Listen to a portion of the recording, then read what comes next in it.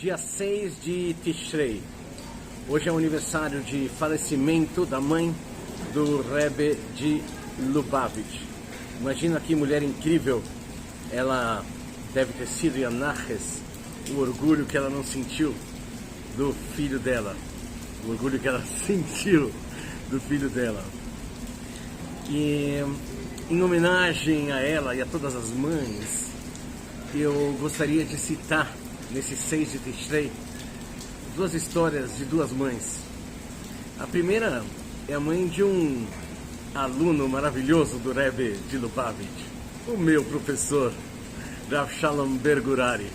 Meu professor me contou algumas vezes que a mãe dele costumava dizer: Sures, problemas, Sures, todo mundo tem.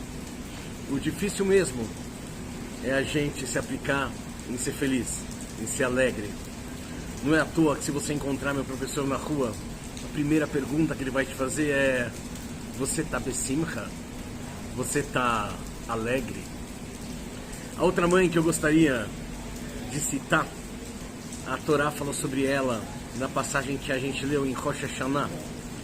E essa mãe é Agar. Agar era concubina de Abraão, e com Abraão ela tem Ismael. Depois de Sara conceber a Yitzhak, ela vê num certo dia Ismael brincando e percebe que seria muito difícil para Isaac ter a herança e desenvolver a herança espiritual de Abraão se ele crescesse junto a Ismael. Eram duas personalidades muito diferentes, duas buscas muito diferentes, e parece que para Sara, Yitzhak tinha o direito de se desenvolver como ele era, sem precisar se submeter à maneira de Ismael se colocar no mundo. Então, depois de ver Ismael brincando, Sara conversa com Abrão e fala: Abrão, essas crianças precisam ser separadas. Abrão fica bravo, vai perguntar para Deus, e Deus fala: Abrão, escuta a sua mulher. E aí Agar é enviada com Ismael de volta à sua terra. E para o caminho, Abraão dá um odre de água para eles. A gente sabe que água significa na Kabbalah, significa vida, significa amor, significa contato com a fonte. A questão é que Agar e Ismael se perdem no caminho. E Agar teme pela vida de Ismael. Então ela abandona Ismael e vai falar com Deus e fala: Deus, eu não quero ver essa criança morrer. Agar levanta seus olhos a Deus com lágrimas.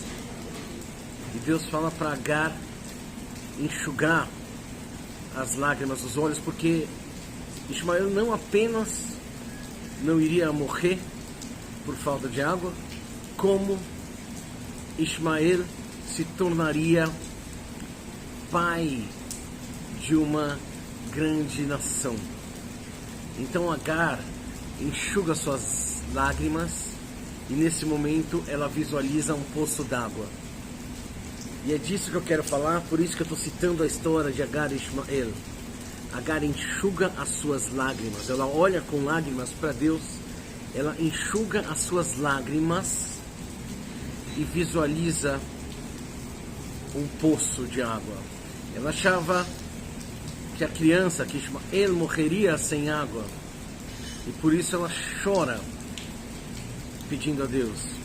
Quando a gente chora para Deus, quando a gente abre um coração quebrado para Deus, a gente é muito sincero, a gente tende a ser muito sincero. Na nossa fragilidade, a gente tende a revelar nossa essência, o que é mais importante para isso.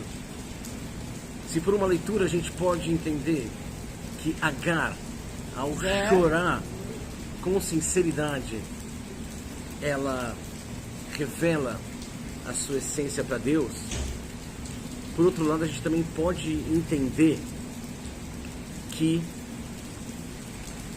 Agar, ao limpar as lágrimas de seus olhos, se torna apta a ver o poço d'água que ela não tinha visto antes. E isso tem muito a ver com o que a mãe do meu professor, que ela tenha uma memória abençoada e que sua memória seja uma bênção pra gente, o que a mãe do meu professor falava: Sures, problemas, todos nós temos. O desafio, o que é difícil, é a gente viver com alegria. Muitas vezes a gente está tão focado nas nossas lágrimas que a gente não consegue visualizar os poços d'água. A gente está agora próximo do Shabbat Shuvah, o Shabbat do retorno. Talvez em algumas coisas a gente se aproxime desse Shabbat com lágrimas, mas a gente também pode se despedir desse Shabbat Shuvah enxergando os poços.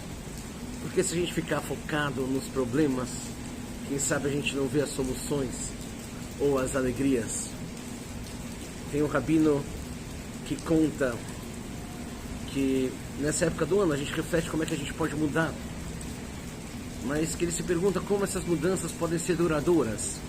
E ele falou que ele teve resposta uma vez que ele foi participar de um encontro dos alcoólatras anônimos, e perguntaram para alguém: como é que você pôde beber durante 20 anos? E a pessoa respondeu: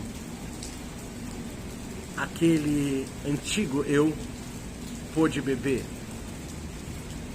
por 20 anos, mas eu sou uma pessoa que já não quero mais me afundar num vício. Que a gente possa aprender com a memória dessas mulheres e a gente possa fazer uma mudança duradoura. E ao invés de sermos pessoas que lamentamos as tristezas ou os aparentes erros do passado, que a gente possa olhar com alegria para o futuro. A gente só consegue fechar as narrativas do passado. E são narrativas, não são necessariamente a verdade. Mas o futuro, ele às vezes pode parecer tão amedrontador porque ele está em aberto. Aproveitando que o futuro está em aberto, vamos abrir também nossos olhos e nossos corações para enxergar a infinita quantidade de oportunidades, de alegrias e de poços d'água no deserto que a gente pode encontrar para nos trazer sustento físico, emocional, intelectual e espiritual, enquanto a gente ruma para a plenitude da nossa terra prometida.